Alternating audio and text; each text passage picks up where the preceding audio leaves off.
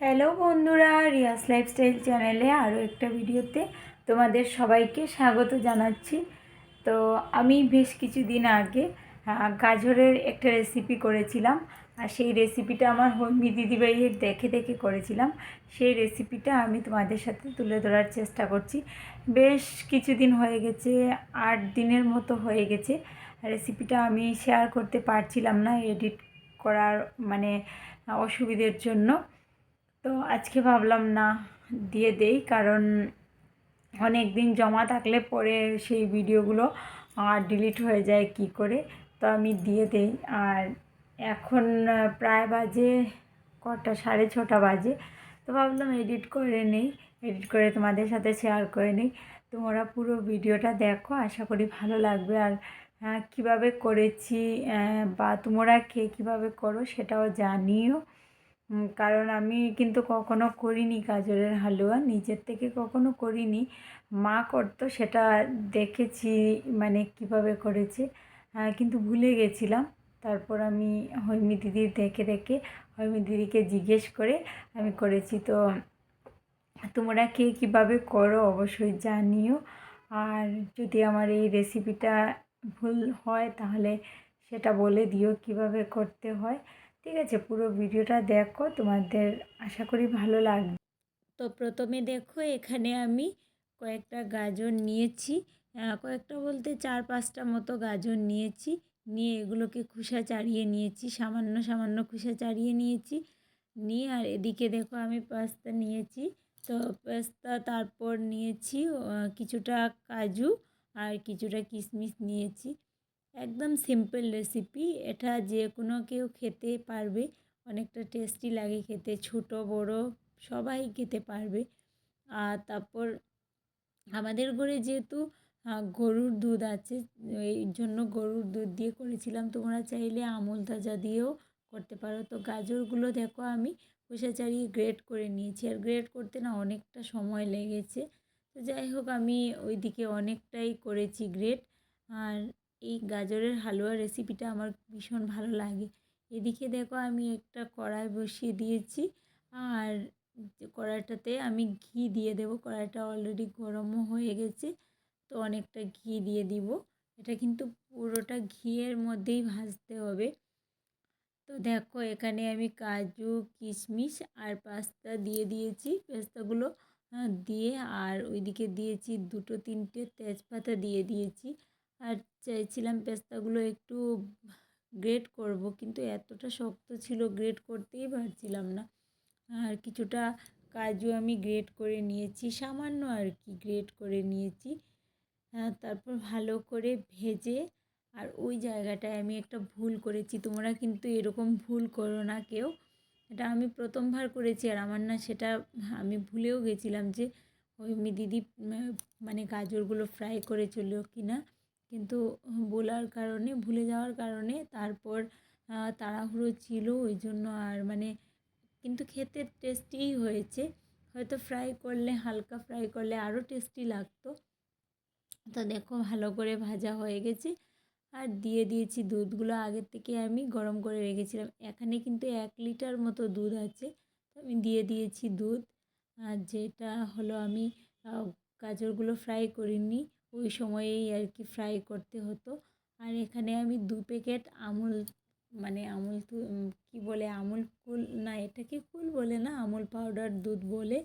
তো এই 2টো প্যাকেট আনা হয়েছে, বাট আমি 1 প্যাকেটই দিয়েছি। আর দেখো কত সুন্দর একটা স্মেল বেরিয়েছে, তোমরা হয়তো বুঝতে পারবে না, আমি বুঝতে পারছি, ভীষণ সুন্দর একটা স্মেল বেরিয়েছে। এবার আমি ওই আমুল দুধ দিয়ে দিব। দিয়ে দিলে একটু আর কি ভালো লাগবে, গাঢ় গাঢ় হবে। আর না দিলেও পারবে, তোমরা চাইলে দিতে পারো, না দিতেও পারো।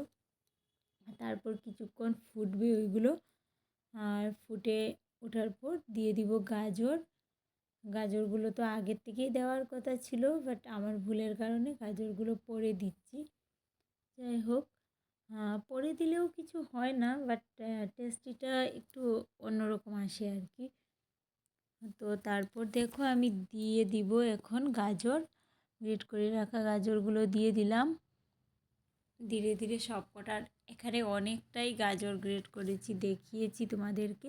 হয়তো ফোনে কম লাগছে, বাট অনেকটাই গাজর ছিল। তারপর গাজরগুলো দিয়ে ভালো করে নাড়াচাড়া করব, করে আর দুধও দিয়ে দিয়েছি, মানে যেটা পাউডার দুধ ছিল দিয়ে দিয়েছি। আর এখানে আমি অনেকটা চিনি দিয়েছি। গাজরগুলো যেহেতু অনেকটা মিষ্টি ছিল তাই আমি চিনি সামান্য দিয়েছি। তবুও মানে সবাই বলছিল খুব টেস্টি হয়েছে, বাট আমি তো মিষ্টি জিনিসটা কম খাই, ওই জন্য আমার মনে হয়েছে অনেকটা মিষ্টি হয়ে গেছে। তো সবার ভালো লেগেছিল, বোন, ভাই, মা, বাবা। আমার হাজব্যান্ড তো মিষ্টি খুব কমই খায়, আমিও খুব কমই খাই, তো আমাদের মানে ততটা ভালো লাগেনি, কারণ মিষ্টি বেশি লাগছিল। আর তারপর দেখো ওইগুলো ফোটার পর কিছুক্ষণ তারপর ওই যে গ্রেট করে রাখা বাদামগুলো দিয়ে দিলাম। আর এখানে দেখো কিছুটা এলাচ আমি আগের থেকে সামান্য থেতো করে নিয়েছি, এলাচের যে স্মেলটা আসবে, থেতো করে দিলে একটু স্মেল ভালো আসে, তো দিয়ে দিলাম। এটাতে আর কিছু করতে হয় না, এত মানে ইজি একটা সিম্পল রেসিপি। গাজরের খুবই ভালো লাগে, কিন্তু আমি না মানে এটাকে একটু বেশি টাইট করে নিয়েছিলাম। তো এটা হালুয়াও না, গাজরের পায়েস টাইপের আর কি করেছিলাম, বাট অনেকটা টাইট হয়ে গেছিলো। যখন আমি নামিয়েছিলাম কিছুটা মানে মনে হচ্ছিল লুজ লুজ আছে, কিন্তু তারপর যখন আমি ঘরে নিয়ে যাই বাবাদের বাড়িতে, এত মানে পুরো টাইট হয়ে গেছিলো। তো যাই হোক, এই পর্যায়ে আমি প্রায় হয়েই গেছে। আর তোমরা এভাবে করে খেয়ে দেখো, এই রেসিপিটা না শরীরের জন্য খুবই ভালো, একটা হেলদি অ্যান্ড টেস্টি রেসিপি। আর পেস্তাগুলো দেখো অনেকটা মানে মনে হচ্ছিল ফুলে অনেকটা বড় হয়ে গেছে। তো যাই হোক, তোমাদের কাছে কেমন লাগলো আমার এই রেসিপিটা অবশ্যই জানিও, আর কে কীভাবে করো সেটাও অবশ্যই জানিও। খেতে কিন্তু এরকম হলেও খেতে দারুণ টেস্টি লাগে, আর ফ্রাই করে খেতেও অনেকটা টেস্টি লাগবে হয়তো, কিন্তু আমি দোকান থেকে যখন আনা হয় খেয়েছি, বাট ঘরে কখনো খাইনি করে আর কি। নিজে ট্রাই করিনি কখনো, মা করতো সেগুলো খেতাম, বাট নিজে ট্রাই করিনি। তো নিজে করেছি, টেস্টি লেগেছে, সামান্য মিষ্টি বেশি লেগেছে। আর দেখো কালারটা কতটা সুন্দর এসেছে, মানে এতটাই ভালো লাগছে দেখতে, মনে হচ্ছে তখনই খেয়ে নিব এরকম। তো খেয়েছি অনেক আগে, বাট এখন এই ভিডিওটা দিলাম। আর তোমরা কে কীভাবে করো সেটা কিন্তু অবশ্যই জানিও। আর আমার তো ভীষণ ভালো লেগেছে, কেন কি বলো তো, এই কালারটা দেখতে অনেকটা সুন্দর লাগছে, খেতে যাই হোক, বাট দেখতে যে নিজে একটা কিছু করেছি সবার ভালো লেগেছে, সেই জায়গাটা থেকে আমার ভীষণ ভালো লেগেছে। আমি যদি কাউকে কিছু করে খাওয়াই, সবাই যদি বলে ভালো হয়েছে, তখন আমার সত্যি সেই আনন্দটা দ্বিগুণ হয়ে যায়। কারণ যদি মানে এত কষ্ট করে করার পর যদি খেতে যদি টেস্টি হয় না, তখন নিজের কাছে নিজে মানে খারাপ লাগে যে এত কষ্ট করে করলাম, এটা টেস্টি হলো না, বাট সবাই বলেছে এতটা টেস্টি হয়েছে। তো দেখো পুরো কিন্তু আমি টাইট করিনি, আর পুরো একদম লুজ রাখিনি, পুরো এরকম রেখেছি যেভাবে মনে হচ্ছে পায়েস টাইপের, বাট এটা অনেকটা টাইট হয়ে গেছিলো পরে, যেহেতু একটা গুঁড়ো দুধ দিয়েছি ওই জন্য হয়তো। আর আমার তো ওই জন্যই ভালো লেগেছে, বললাম যে সবার ভালো লেগেছে, ওই জন্য কিছু করে যদি অন্যরা খেয়ে বলে না টেস্টি হয়েছে বা সেই জিনিসটা সুন্দর হয়েছে, সেই খুশিটা সত্যি জানি না তোমাদের কার কাছে কেমন লাগে। আমার কাছে তো বেশ ভালোই লাগে, বেশ খুশির ব্যাপার মনে হয় যখনই আমি নতুন কিছু ট্রাই করি।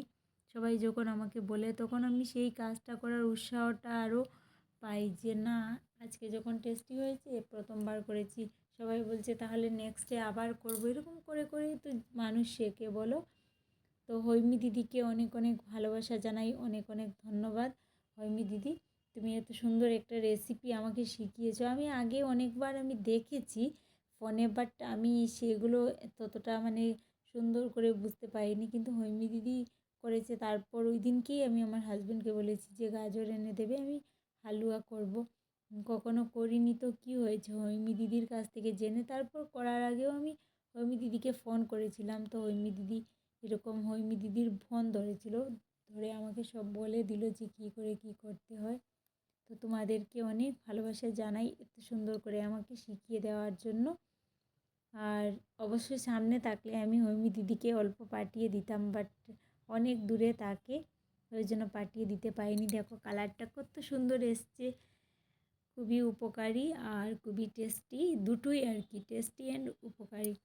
তো হেলদি অ্যান্ড টেস্টি, উপকারী অ্যান্ড টেস্টি বললাম, সরি, হেলদি অ্যান্ড টেস্টি।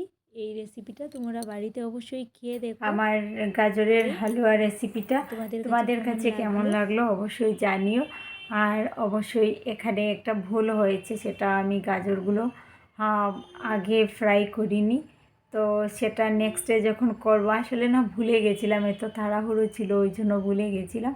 তো নেক্সটে যখন করব অবশ্যই আমি আগে ফ্রাই করব। আমি দেখেছি হৈমি দিদি আগে ফ্রাই করেছে, কিন্তু আমি নিজেও ভুলে গেছিলাম, আর তাড়াহুড়ো ছিল ওই দিনকে বাবার বাড়ি যাওয়ার কথা ছিল ওই জন্য। তো কেমন লাগলো অবশ্যই জানিও, সবাই ভালো থেকো আর এভাবে বাড়িতে করে খেয়ে দেখো, আশা করি খুবই ভালো লাগবে। আজকের মতো এখানেই টাটা করছি, সবাই ভালো থেকো, সুস্থ থেকো, আবার দেখা হবে নেক্সট ভিডিওতে, টাটা।